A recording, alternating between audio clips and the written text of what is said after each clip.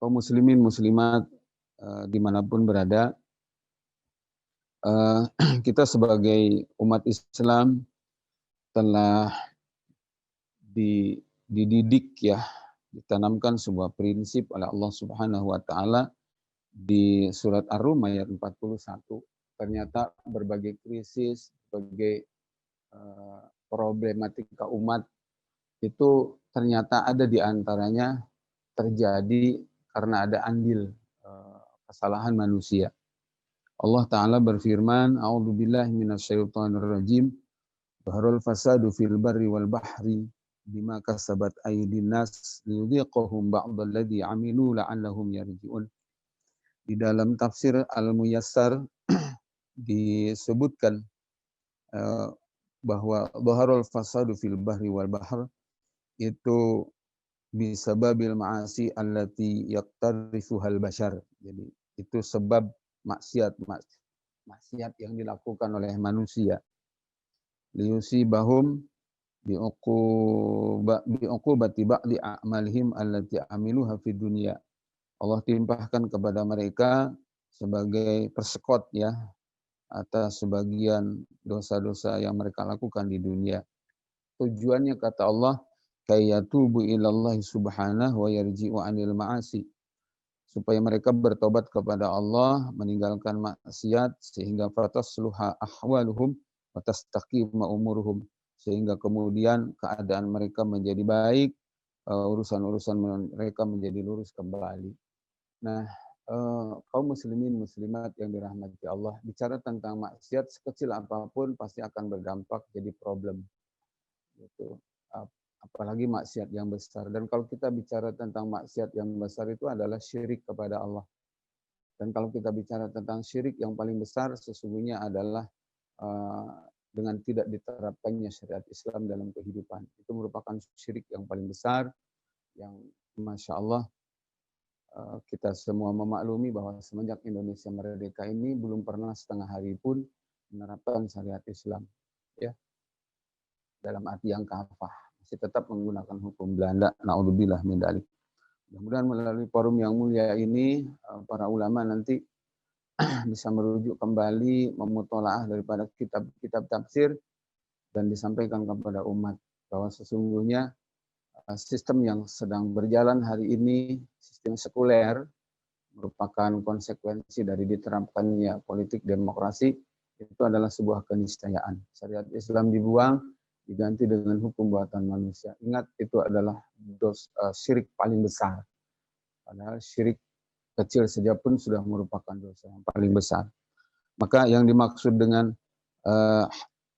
kayatubu ilallah wa yarji'u 'anil ma'asi itu maksudnya adalah agar manusia mencampakkan hukum jahiliyah buatan manusia itu menuju kepada hukum Allah Subhanahu wa taala. Jangan dibalik ya. Seperti ajakan dari, saya sih mengatakannya dia manusia berwujud iblis berwujud manusia ya.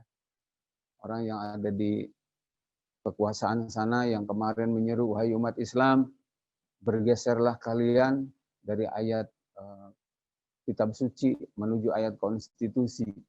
Ini saya katakan berani saya bilang bahwa dia adalah Dajjal, iblis dalam wujud manusia. Kenapa? Karena seruannya bertentangan dengan seruan Allah, seruannya bertentangan dengan seruan para nabi dan rasul, di mana para nabi dan rasul mengajak manusia untuk meninggalkan hukum jahiliyah menuju ke ayat suci, kitab suci. Ini dibalik. Umat Islam diserukan agar meninggalkan ayat kitab suci menuju kepada ayat konstitusi. Naudzubillah min dzalik. Ini nggak boleh dianggap hal kecil oleh para ulama. Perkara ini adalah perkara serius. Baik, kemudian kaum muslimin muslimat yang dirahmati Allah Subhanahu wa taala, oleh karenanya adalah bagi kita merupakan prinsip harga mati lah ya.